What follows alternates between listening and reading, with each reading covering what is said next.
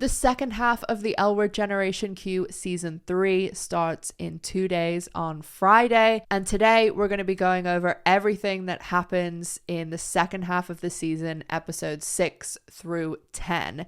And I'm also going to discuss some of the reaction that's going on social media and just take the temperature of the audience and how people are feeling, because I mean, I can't not talk about it. It is overwhelming what is going on social media. So I wanted to briefly discuss it, but let's get right into it. Very, very, very quickly, I wanted to show you guys my birthday cake from yesterday because it's fucking amazing and I thought you would get a kick out of it if you haven't seen it.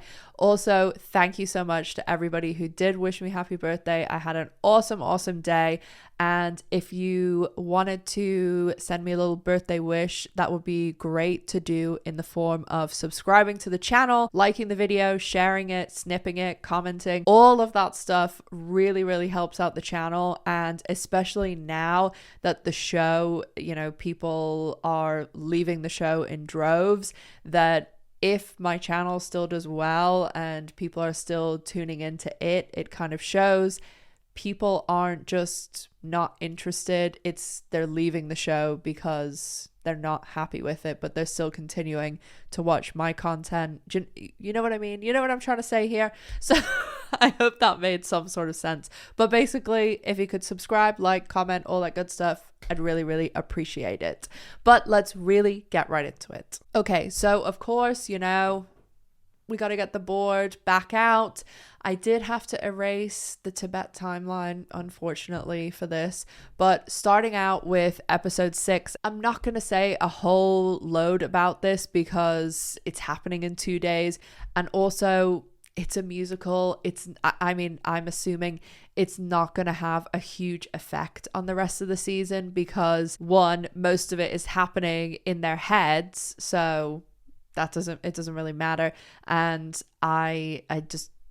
episodes like this are usually very fillery, and that's why personally I'm not a musical person, and I just think that this is something that you do if you're a Grey's Anatomy and you have 22 episodes a season, or you're a Grey's Anatomy or Buffy or something that's in its 6th, 7th season, and you have all this time and you've already spent time fleshing out your characters, building your storylines, building your season arcs. And I just really, I'm disappointed that they're doing this because there's only 10 episodes, and my whole thing is I want a season arc, and nobody has one at all at the moment. They're just floating from episode to episode, and there's nothing happening. Like, there's random little things inserted, like Dani saying, "Oh, I'm doing Fletcher's album party in a few weeks," but it's like, it's not even, the timeline doesn't make sense on any of these things, and they're just like random things dropped in. And anyway, I could talk about that all day, but it was actually this episode that sparked a lot of the stuff I saw on social media, because yesterday Showtime posted a little snippet of one of the songs. And I went through the social media post last night, okay? And there was 1,200 comments on it when I looked at it. And I'm not exaggerating. I'm not pulling a number out of the sky here. There was 15 positive/neutral comments. All of the rest were just shredding the show. I'm not saying I'm gonna like do like a comment of the day or anything, but I was gonna say that if I was gonna do something like that, I mean, maybe the 2 comments on the screen would be like the comments of the day. I've got to find something, okay, in all of this. So anyway, episode 6, questions for the universe.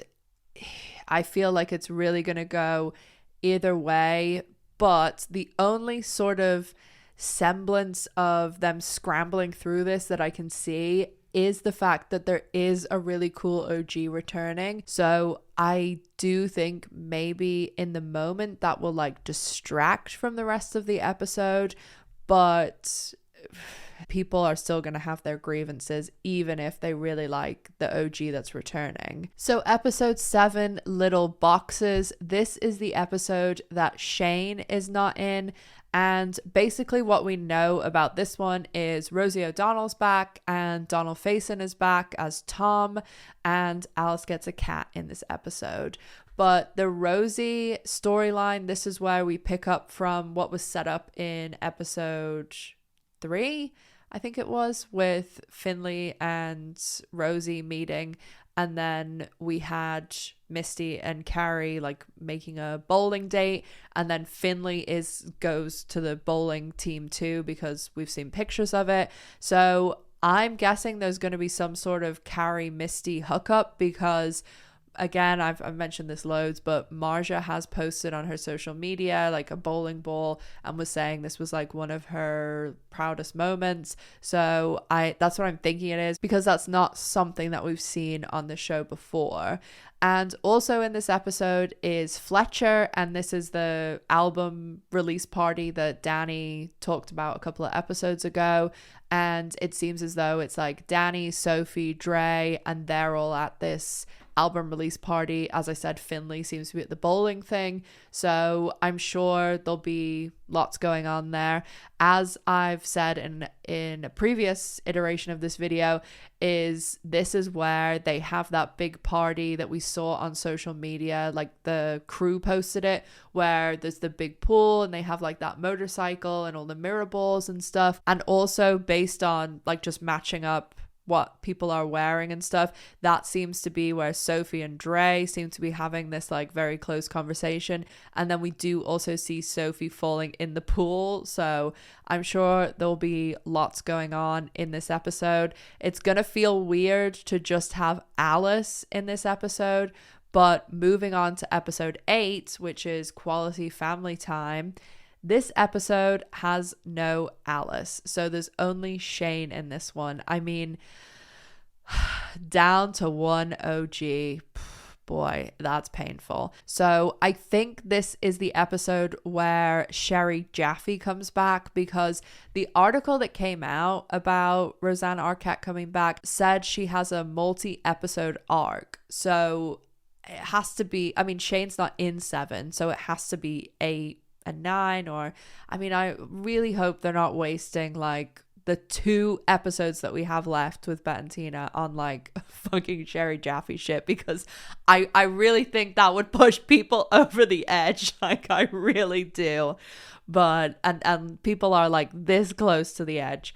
But Shane and Tess, I think, have some further drama in this, because I think this episode is where Tess throws like the wine bottle in the other building, which in my head I've been calling Jenny's. And then also that is the episode where we see Thanksgiving. I know people were like saying, oh, it must be Bette and Tina because they're talking about quality family time. They're definitely not in this I mean, everything that I know, they're definitely not in this episode. And I think that's referring to like them all doing Thanksgiving. But again, no Bette, no Tina, no Gigi, no Alice. This is going to be the hardest episode for I mean, the musical in this will be difficult for me, because yeah, like those are all basically those 4 characters are why I watch the show. Also, as I've spoken about many times, I was on set when they were filming episodes 8 and 9, so I did see like quite a lot of stuff. Especially you'll see obviously when the episode airs, there was a lot going on in Dana's in 8 and 9. And speaking of episode 9, is titled Quiet Before the Storm. Finally, praise the lesbian lords, like Bette and Tina are back, baby. They're in this episode, and this episode is going to be the one where we have the whole Angie, Bette, Tina, Professor Bella scene that we've seen like a few behind the scenes pictures of, where Laurel's in like that gold shirt.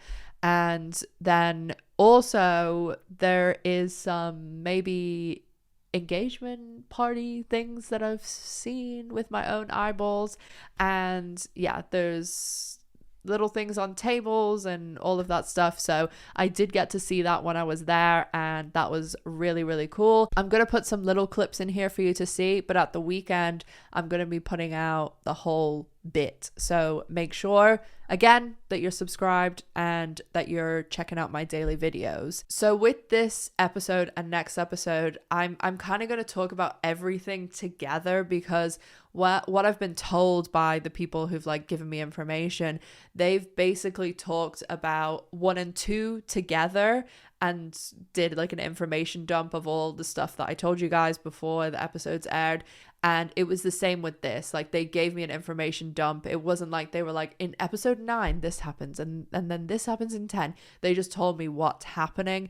So basically, like, I'm gonna say like everything that I know, but some of the stuff may happen in 9 and some of it may happen in 10, and the engagement thing and stuff, that's what I mean. There could be, it starts in 9 and it goes over to 10, but basically in episode 10 we have the wedding, and that is in Malibu at the Los Calamigos ranch, and I've shown pictures of that for months now, I think. And we do know that there is a ton of guest stars in this episode. So returning guest star Vanessa Estelle Williams is in this episode, like 1,000%.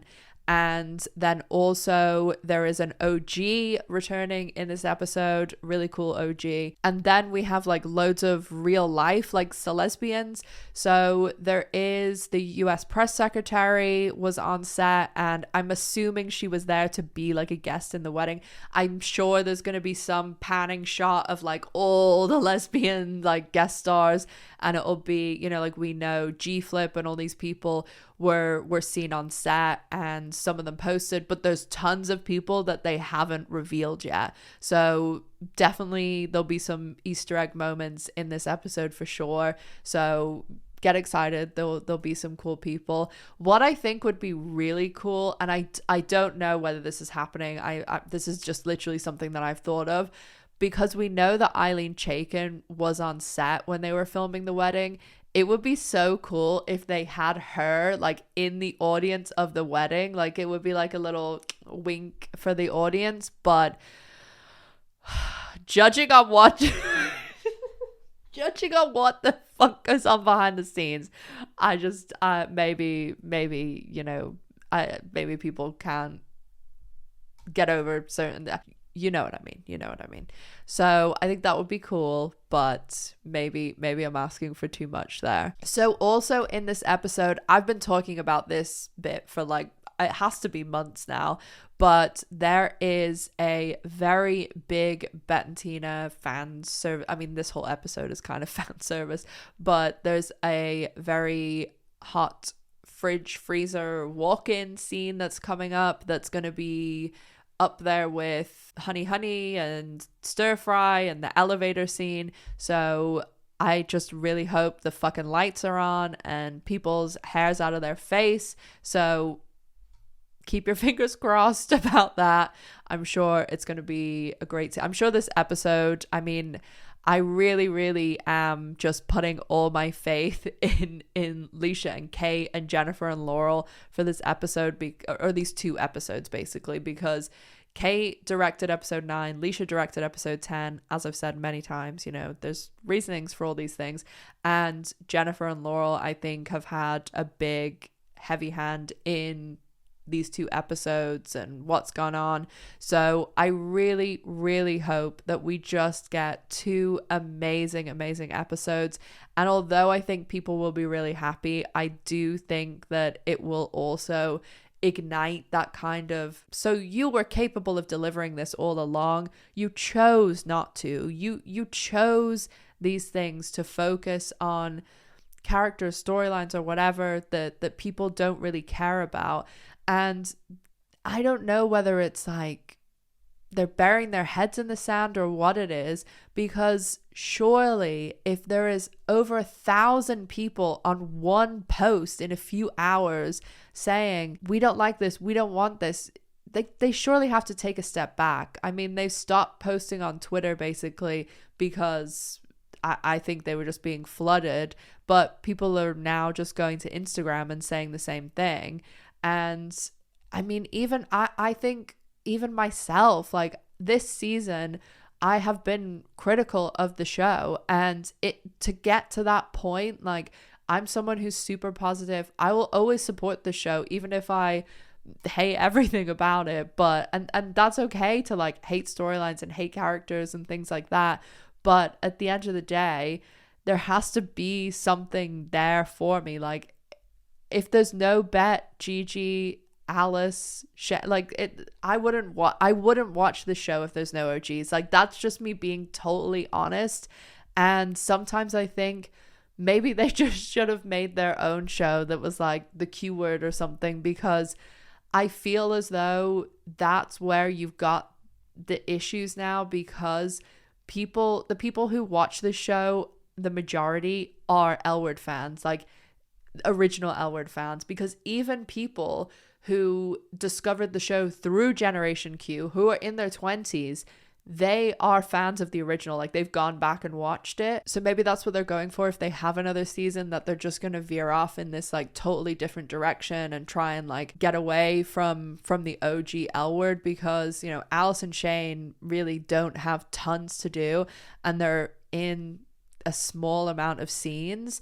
And then you have no Bette and Tina anymore. And I know that like some people are thinking, oh, Gigi's going to be back or whatever. Again, like, I was on set for the table read. Like, you don't miss the table read. And we also know that like Seppi was posting on her Instagram that she was in New York. To my understanding, what people have told me, she is not in the rest of the season. I hate saying that, because like, I absolutely love Gigi. Her and Bette are like my favorite characters. I'm just being honest. Like, I'm not gonna give people false hope, because that's not fair. As I said, looking at if they're gonna get another season, this show is incredibly expensive to make. As people who work at Showtime have told me that this show, with the cast that it has and the fact they shoot in LA, like, I think the only chance of them getting a season 4 is if they do move to Vancouver. And as I've mentioned before, they did ask them to move for season 3, but the showrunner said no.